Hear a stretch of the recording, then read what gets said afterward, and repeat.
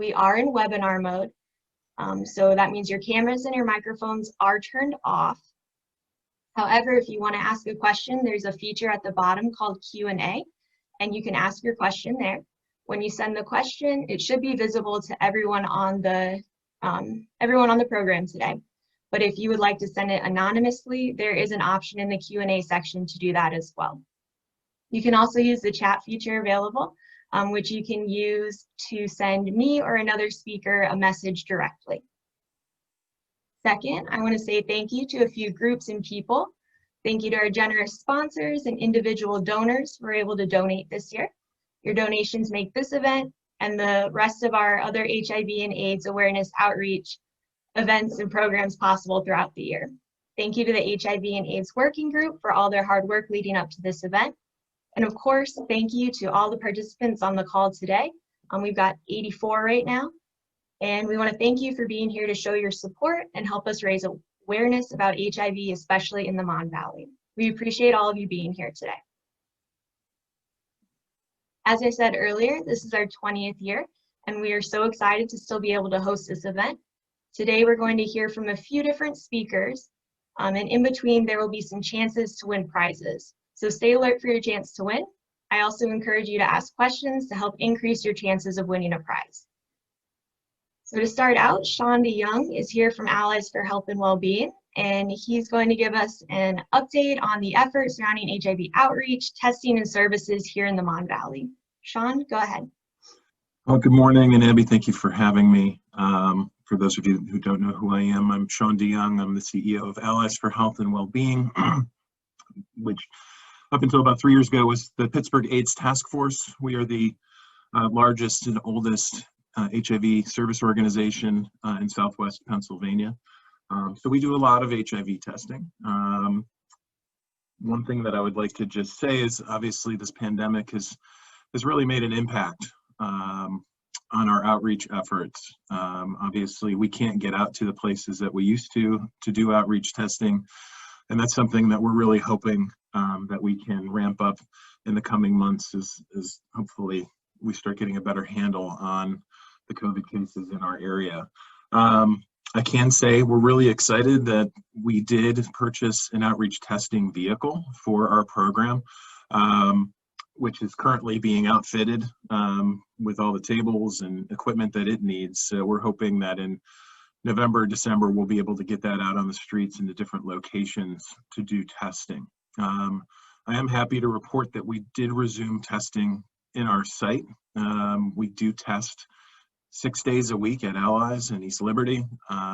We test Monday through Friday in our normal business hours, and we test in the evenings up until about 7 or 7:30, I believe, on Wednesdays. And that is open for walk-in testing on Wednesday nights. We also are doing walk-in testing on Sunday afternoons as well. So we have that available for folks. Now, as far as outreach, we have a couple resource fairs that are coming up that I just wanted to let everybody know about.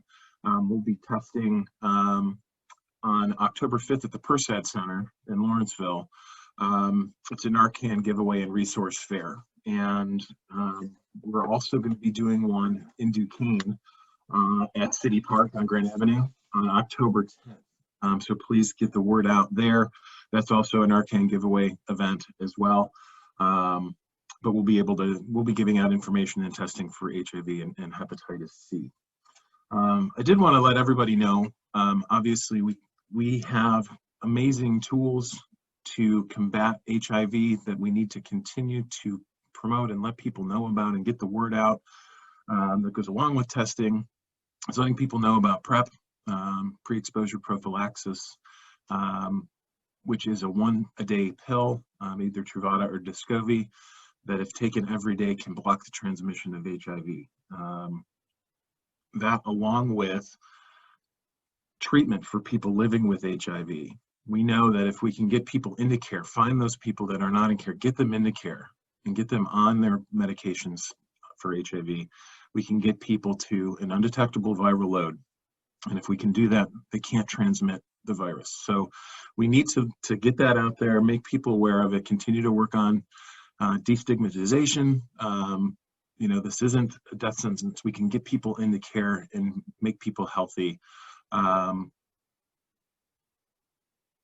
am, you know, we're really trying to ramp up our testing efforts leading up to COVID, and unfortunately now have taken a little bit of a step back, but we need to continue to work on routinizing testing, talking to our healthcare providers, making sure that they are routinely testing their patients so that we can find more people. I am, just to report some, I have some data in front of me. We got our 2019 data for new HIV cases in Allegheny County, and we did have a little bit of an uptick in 2019. In 2018, we had 82 new diagnoses. Last year, we had 94. So it went up a little bit. A number that's a little bit, you know, more impactful to me is the number of concurrent AIDS diagnoses. That went up this year too. So that went up to 33 individuals from 20. So people are living with HIV and not getting into treatment. So we need to get the word out there that we need to get people tested. Now, we don't know exactly why we had the uptick. It may be because we're testing more and finding more people. So does anybody have any questions for us about things that we're doing at Allies or in the community?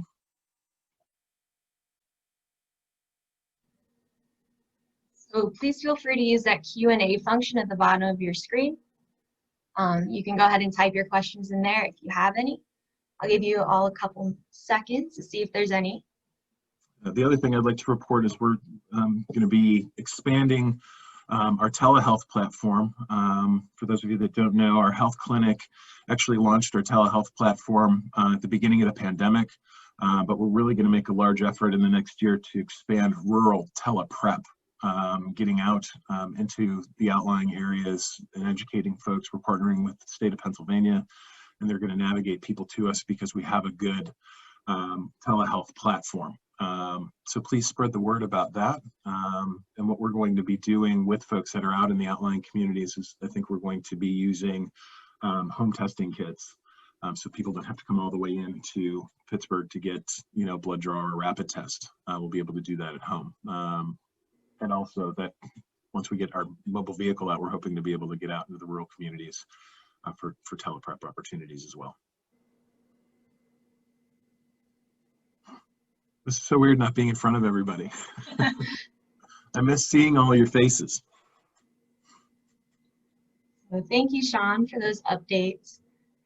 We had the question about teleprep.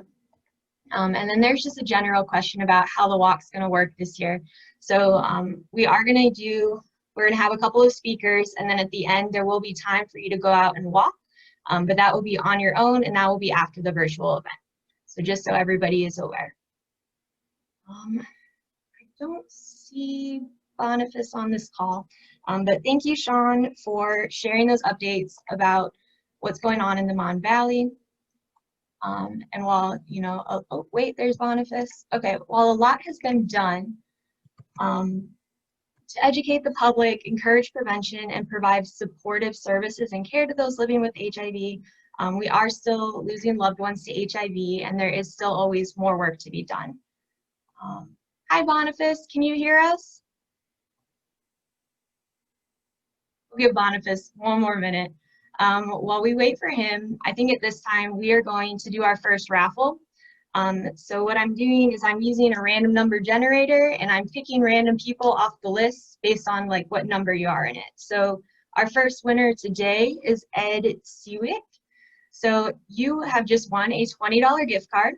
So if you could send me a message with your email address, I will get that gift card sent to you.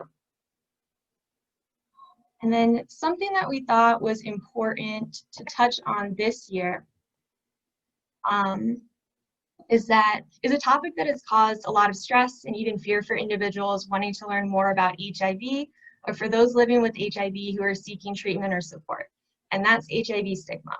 So when people think about HIV stigma, I'm sure they think back to when HIV first started and when it was first started being diagnosed in our country.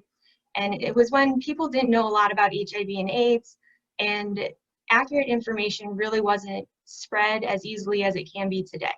So HIV stigma still does exist today, and we are actually going to watch a video about what HIV stigma looks like, how it makes people living with HIV feel when they experience it, and some things that people living with HIV would like you to know about HIV and HIV stigma. So this video is from the CDC's website, and I'm going to share it.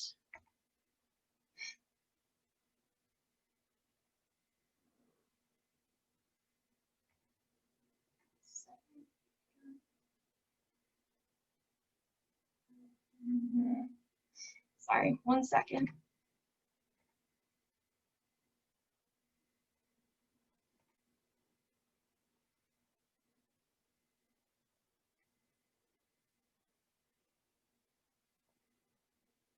All right.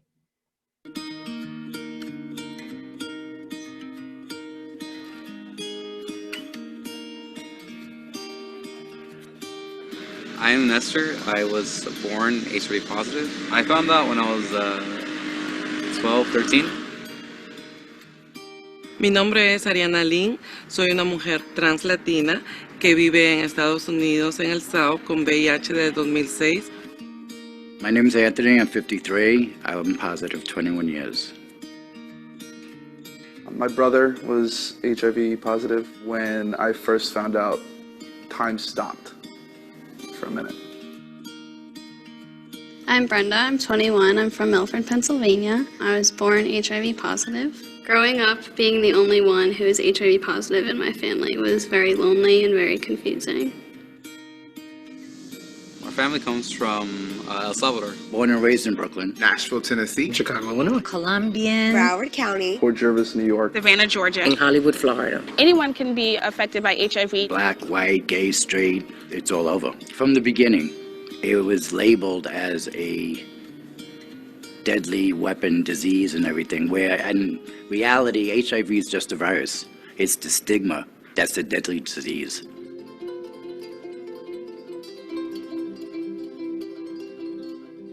Stigma might be being afraid to have your hair cut by somebody who's HIV positive. Thinking, I don't know if I want him coming to my church if he's HIV positive. People have those beliefs that you could get HIV from kissing someone, sharing a toilet seat, sharing drinks. Holding hands is not by kissing, eating with the same fork that you just used. I think a lot of it's fear. Like, you fear you don't know. You don't know what HIV is and you're scared. That's what's killing people. They feel like they cannot open up about what's going on with them. El estigma es como el aire. Tú no lo ves, pero lo sientes. We've heard what HIV stigma is, but let's take a closer look at the concept. HIV stigma is rooted in fear of HIV. There are many misconceptions about how HIV is spread and what it means to live with HIV today. This lack of information and outdated beliefs leads people to fear getting HIV.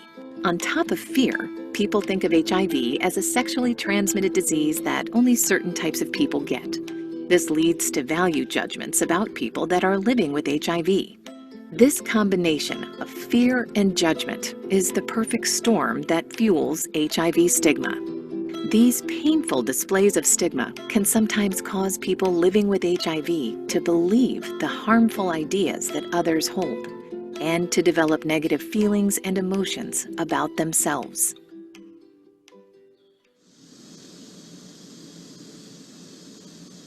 I felt so miserable. I felt so angry with the world and everyone around me that I had isolated myself from everyone. I kept having that same voice telling me, you're a monster. Why do you even try? They're not going to want to be around you. They're not going to love you. At a time where you're about to hit puberty and all these changes are going to happen, you find out that it's just something much worse around the corner. I didn't think I was going to live. They were afraid that my siblings would tell people, they were afraid that I would tell people, and bad things would happen. And I internalized a lot of that shame and a lot of that stigma, and I was very depressed.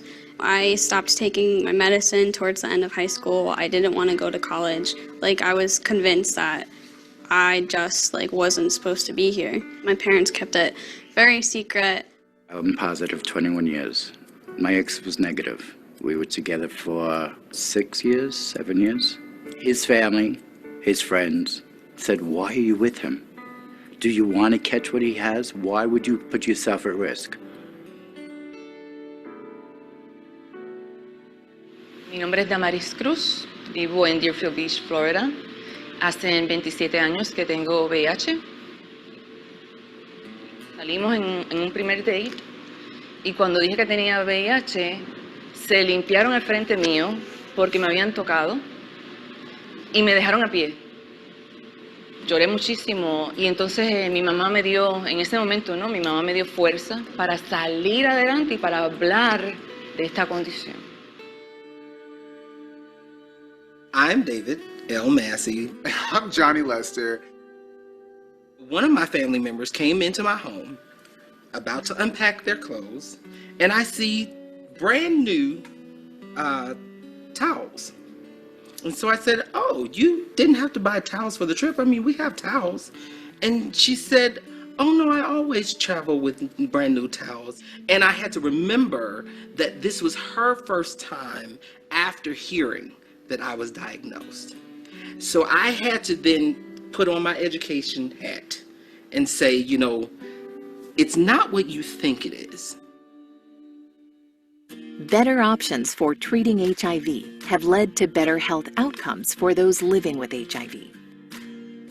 People living with HIV are living lives that are healthy and full. My name is Maria Mejia. I'm Colombian. I am 44 years old. I am not only surviving but thriving with HIV for 29 years. What's one thing that we should know about you? I am all things music. I sing, I play guitar. I want to get married one day and have kids. Just look at me. I'm happy. New prevention options also mean that there are more ways to prevent the spread of HIV than ever before. We have the medicine to keep people from getting HIV. Pre-exposure prophylaxis, PrEP, is an HIV prevention option for people who are HIV negative. It works by taking one pill every day. When taken daily, it can greatly reduce the risk of getting HIV. I take my medication every day and have 100% adherence. I get my labs done regularly with my doctor. People living with HIV who take their HIV medicine as prescribed and achieve and keep an undetectable viral load have effectively no risk of transmitting HIV to their HIV-negative sexual partners. This means that taking HIV medicine as prescribed and getting and keeping an undetectable viral load is one of the best ways to prevent sexual transmission of HIV. This is going to free us from the stigma of being seen as infectious. It's going to promote adherence. It's going to promote disclosure because a lot of people are afraid. My name is Donnie Hugh. I'm an artist and I'm from Los Angeles, California. Don't be afraid to love and share and experience life with someone living with HIV. There's no reason to perpetuate these stigmas in everyday life. I think it's really incumbent upon all of us to think about our everyday lives, how we relate to HIV, and how we can better and best love people who live with HIV in our community.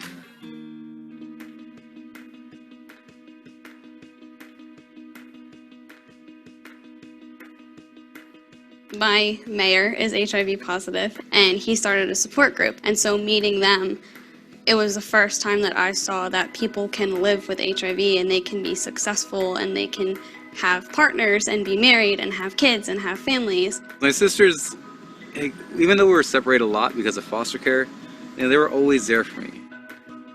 I see my brother and him having, being HIV positive doesn't change anything for me. I think I treat him the exact same way I treat my other brother. If more people fight against that fear that they have in their head and accept that people with HIV are human beings and they do human being things, you really are supporting me because people need people. I can't be any more happier that I have all the support from my family, my friends. HIV is nothing to be afraid of. It's something to take control of. It's something to combat as a community. Uno piensa a veces que la vida se le va a acabar. Pero entonces siempre hay alguien que te apoya y te dice, mira, no, tú eres una persona normal igual que cualquier otra. I distinctly remember when you disclosed to me, our conversation was pretty short. It was like, so I was born with HIV, and it was like, okay. Okay. Knowing that there are people who are aware of your status and accept it and are okay with it makes it so much easier to open up. And I guess that's the best thing anyone can do for anybody, is to be there for them. and help them cope with it. You can't do this on your own. You're not my friend with HIV, you're my friend.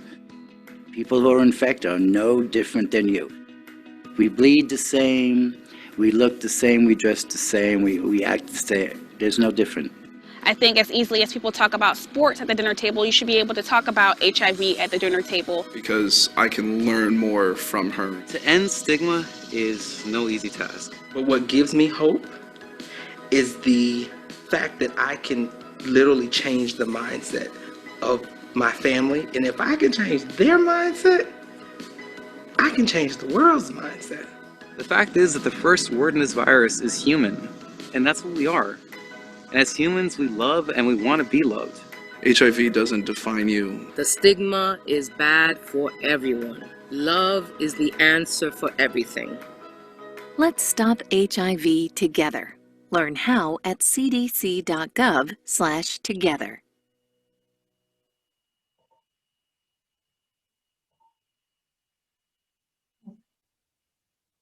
That'd be a great video. Thanks.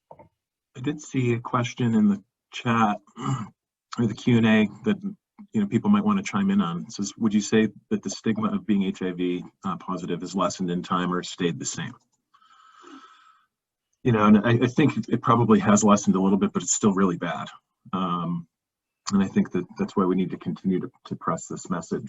And I'll just give an unfortunate recent example. It was probably about a year ago. One of our case managed clients, and for those of you that don't know, we medically case manage annually about 800 individuals living with HIV in our region. And we got a report that one of our clients was being seen at Jefferson Regional Hospital, and the nurse refused to take her blood pressure because she was HIV positive. So it's still out there. A lot of misinformation still out there. So that's why we need to continue to fight it. But great question.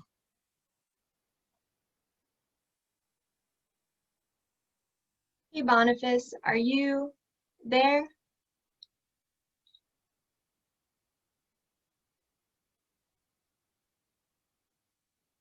Okay. We're going to keep going. So, okay. Oh, you're here, Boniface? Yes. All right. So I'm glad you're able to join us. I was wondering if you would be able to give us a brief reflection so we can take a few minutes to remember those who we may have lost to HIV. Okay. All right. So you can hear me, okay? I can hear you. All right. Okay. So, so good morning to everyone who's joining us. And this is really a great time to be alive because we are called for a particular purpose. And so those of us who have the privilege and who are blessed to be here this morning, we need to take that very seriously, and we need to count ourselves blessed. I'm particularly blessed to be a part of this journey and to be able to join all of you this morning, even under these difficult circumstances in our country. We know that we're facing so many different battles on so many different fronts. But we have to continue this fight. We have to continue on this just cause because HIV is still real in this country and in many places in the world. In our country, we're privileged that we have at least advanced ourselves to a point where, we can say that we have made great progress. As Sean said, there's still work to be done. When you hear stories of someone being discriminated, even in 2020, it's sad, but that's the reason why we have to continue this fight. And so all of you who are joining today, please do not be weary. As the Bible would say, do not be weary in doing good. And so here we are on 20 years on this journey. And so I thank all of you for your commitment, for your dedication. I thank all of you who have been a part of organizing this event. I remember my first one, and I am so blessed to be invited to be a part of this journey. I see myself not just trying to make a difference here in McKeesport, but also all of us standing together that we can show the world, that indeed people have dignity, no matter where they live, no matter what circumstances they're living in. that they deserve that God-given dignity, to be treated with fairness, to have access to those services that will improve their lives. And so I want to end today, or encourage us with a word of prayer, and also to pray particularly for our brothers and sisters who are still enduring the effect of this illness. So if you don't mind, may I lead you in prayer this morning. God of promise, today we are mindful of our sisters and brothers who are suffering with HIV and AIDS.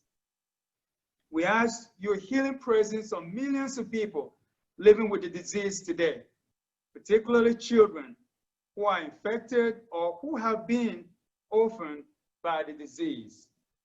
Make us a safe haven for those who are abandoned, discriminated against, and rejected on account of their illness. Inspire us to speak out for a just distribution of health care and medical aid in this country, and for the generosity in sharing our resources with those struggling under the weight of this illness. So now we lift up all of those who are suffering with HIV/AIDS. Bring your healing and restoration to their bodies, mind, and spirit. Lead us to do whatever it would take to eradicate this illness from the lives of those who are touched by it, both directly and indirectly. Bless doctors and nurses serving at free clinics under stressful conditions to help those who are dealing with this illness. Bless volunteers who face overwhelming problems without means to help those affected by this illness. And bless all of us who are making an effort to contribute to this amazing cause.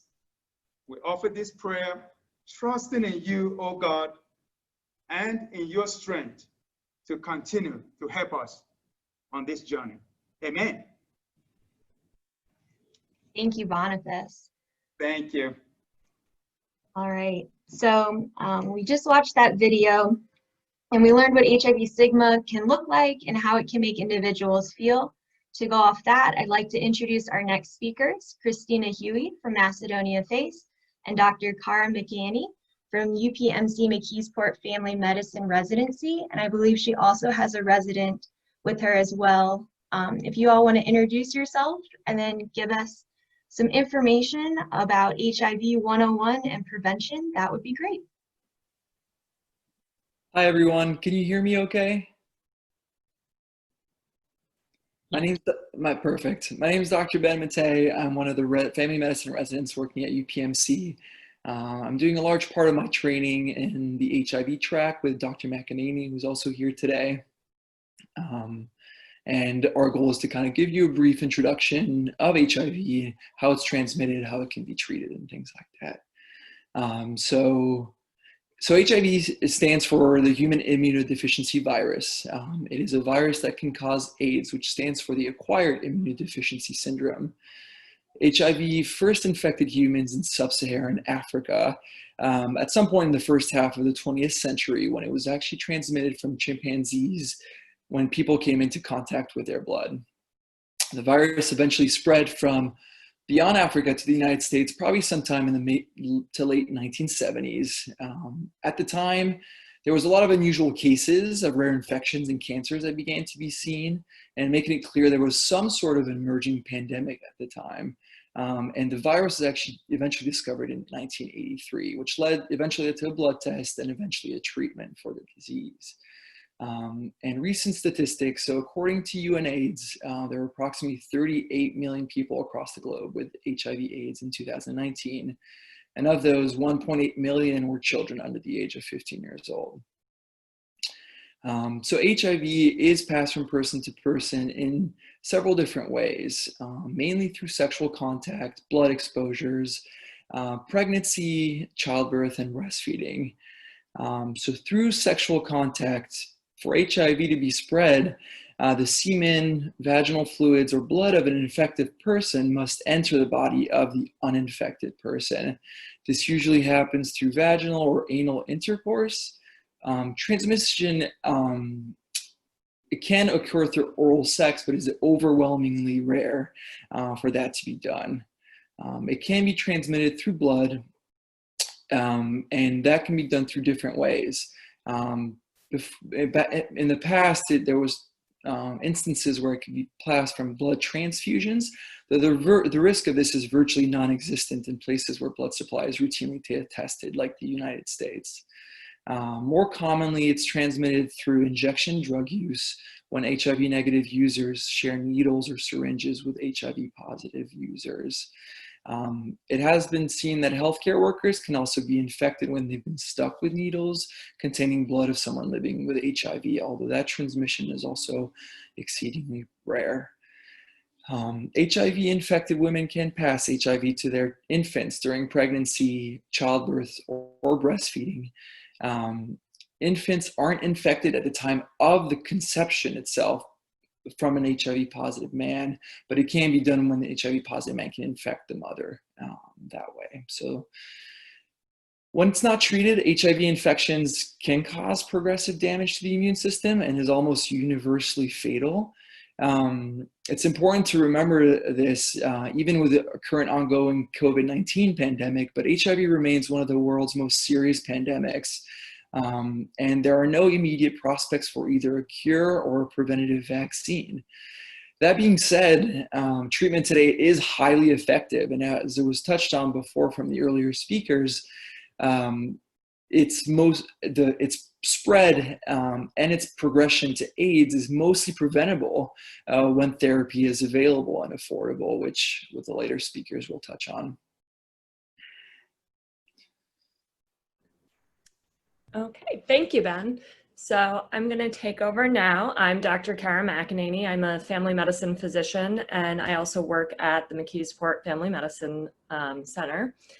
And to sort of go off what Ben said, now we know all the ways that a person can get HIV. The important thing to talk about is how we can prevent HIV and take care of people who are already infected. So one of the most important things, which has been mentioned by other people already, is testing. So in the United States, about 1.2 million people are living with HIV, but 1 in 7 of them isn't aware of their infection status.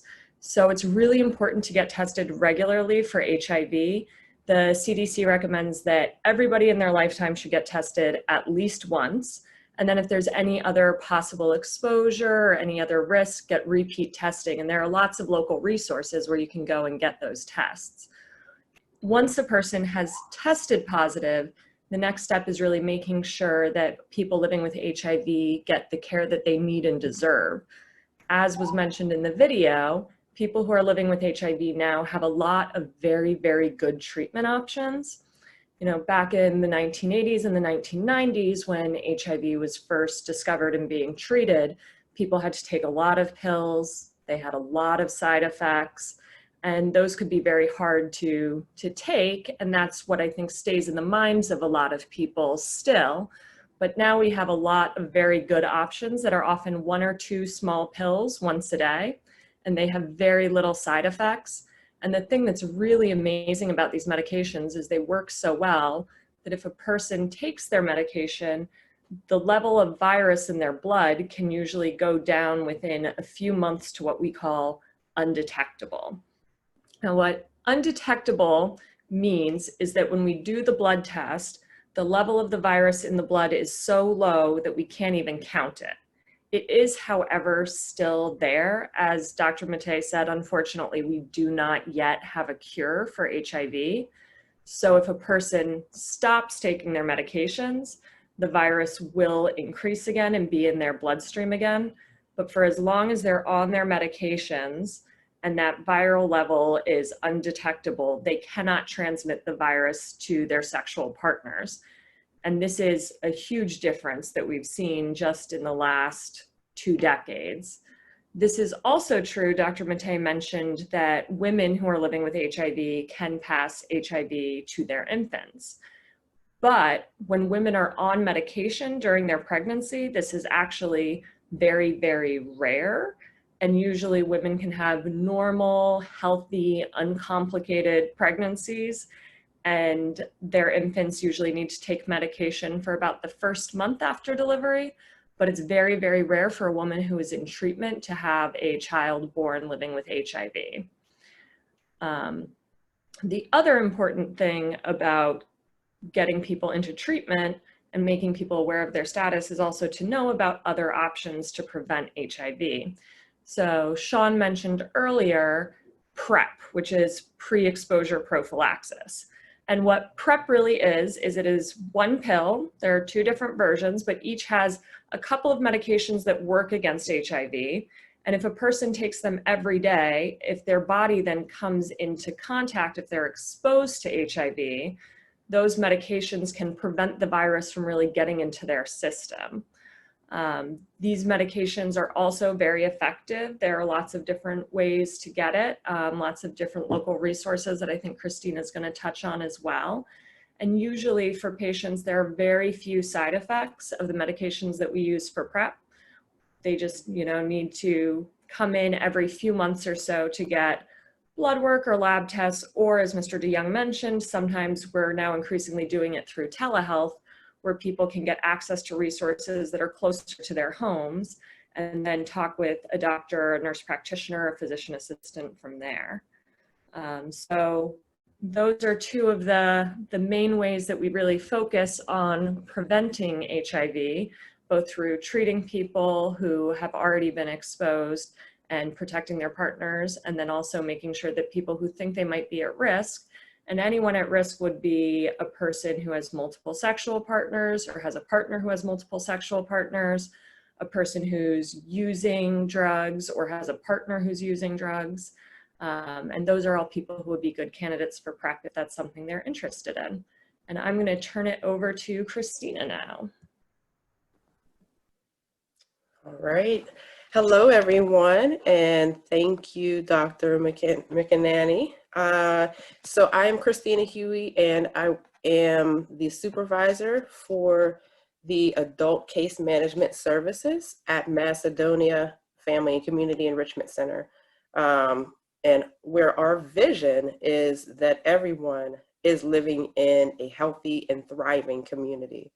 And so with that being said, one of our programs is that we do provide case management services to people who are living with HIV.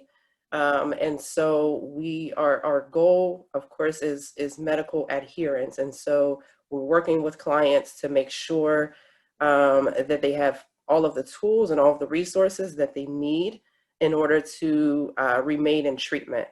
And so we also provide resources to address any barriers that will prevent medical adherence and treatment. And so that could be resources for transportation, that could be resources if there are economic hard times, so for housing, utility assistance, and if there's issues with food insecurity, we'll provide resources for that as well, because all of those things play a part in medical adherence. And so, just to give an example, if somebody is living homeless, their focus is going to be finding a roof over their head, or the focus is going to be just making sure that they have food to eat for the night. And so that could be a barrier in making sure that they're taking their medications, or even access to medication as well. And so we do everything that we can to address the barriers to make sure that they are having everything that they need for treatment.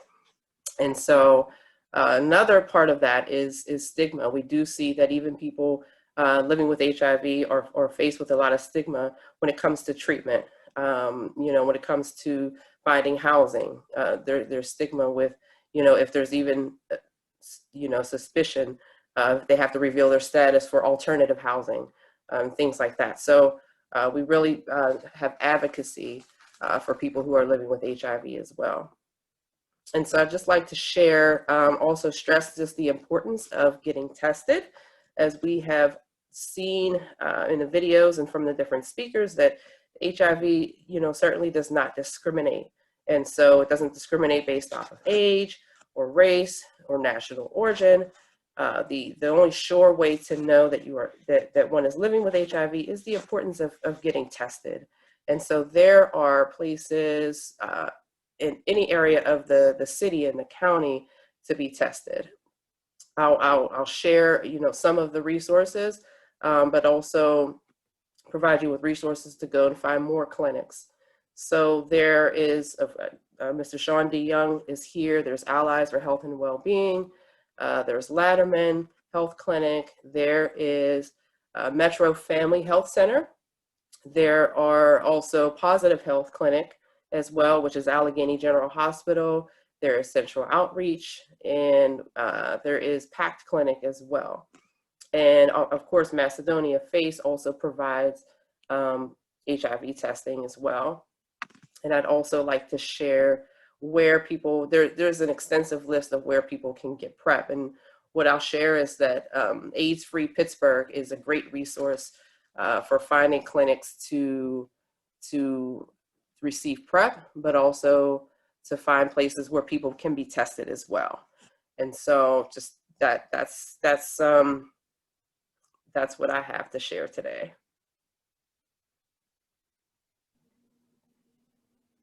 Thank you so much, everyone. If anyone has any questions, please use that Q&A function at the bottom. I don't see any right now, but we'd love to answer any questions you might have. While you think about your questions, I am going to, well, actually, I was wondering, Christina, would you be able to send me that information about the places where they can get tested or get information about PrEP? And that way I can send it out to everyone. That would be great. Okay. And like our speakers have said today, testing is still available. It is still accessible.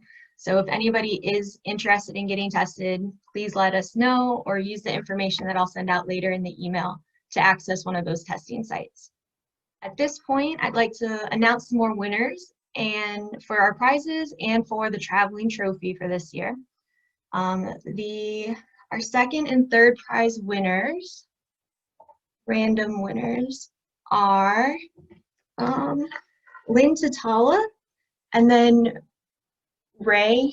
I don't know your last name, it's not listed, but if both of you could either send me a direct message or if you could send me an email letting me know your email address, obviously, so that I can get those gift cards out to you. You have both won a $20 gift card.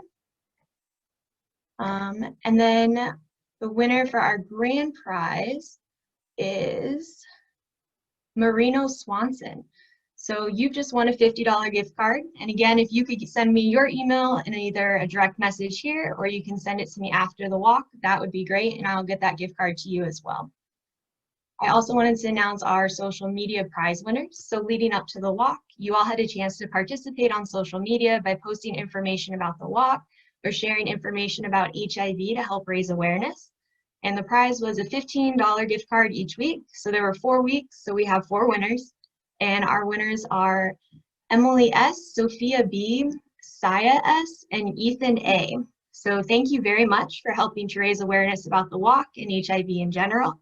And if you could all please send me either an email or a direct message with your email addresses, I'll get those gift cards to you as well. And now it's time to announce the winner of the traveling trophy. So this trophy goes each year to the team that has the most participants for the walk. And this year, we based that number on the number of individuals from each team that registered online by the deadline. So with 23 participants, third place is going to Latterman Family Health Center. With 49 participants, second place goes to Allegheny County Juvenile Court. And the winner of this year's trophy with 74 participants goes to the Human Services Center. So congratulations, HSCC. But thank you all for bringing so many people to the walk. We had over 100 participants today, and that was really awesome. As we wrap up, I do want to encourage you again. Well, let's see if there are any questions first. No questions. All right, so there's still no questions. So as we wrap up, I do want to encourage you to go out and take a walk in your neighborhood, or you could go to a park, wherever you feel comfortable walking. Go out, take a walk while wearing your walk t-shirt if you have one. just like we would if we were walking in person in McKeesport. There's no designated distance or time, but if you want to simulate the walk we normally take through McKeesport, that walk is about 2 miles long. But again, it's up to you, whatever you're comfortable with. And we would really love it if you would take some photos of your virtual walk while you're wearing your t-shirts and post them to social media. If you could use the hashtag Mon Valley HIV AIDS Walk, that would be great. And if you could tag HSCC, we'd love to be able to see your walk experience.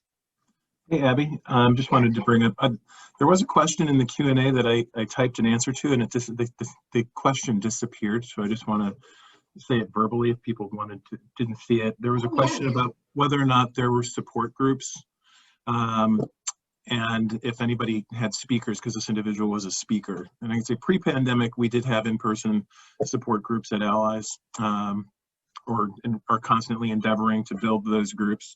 So hopefully once we can all be in person again, we can resume doing those. And we do have a speakers bureau at Allies that goes out into the community, goes to schools to provide education to students, et cetera, about HIV. So if anyone is interested, please feel free to email me. Obviously right now we're not doing anything in person anywhere. Nobody is really in terms of support groups. So I can say we did start doing in-person therapy again with our therapist at Allies. If you're living with HIV and are interested in that, we have a therapist on site now. So again, I'll put my email in the chat. So if anybody's interested, please feel free to reach out. I also think that there are some support groups that are virtual right now. From what I remember, I believe Shepherd Wellness Outreach is doing virtual support groups. Yeah, and I also think there might be some through True Tea Pittsburgh as well. So those are both organizations to check out and see if there's a virtual support group you can join. Thank you for catching that question, because that is an important one. All right, well, that is our event for this year. Thank you again so much for everyone for attending, and thank you again to our speakers. You can always go back to our Facebook page and watch this event again if you'd like. It was live streamed there, and it will be available for viewing. And we will see you, hopefully in person, next year on Saturday, October 2nd, 2021, for the 21st Annual Mon Valley HIV and AIDS Awareness Walk. Have a great rest of your day, everyone. Take care, everybody. Thank you, Abby, for putting this all together. You're welcome. Have a good one, everyone. Bye, everybody. All right, bye-bye.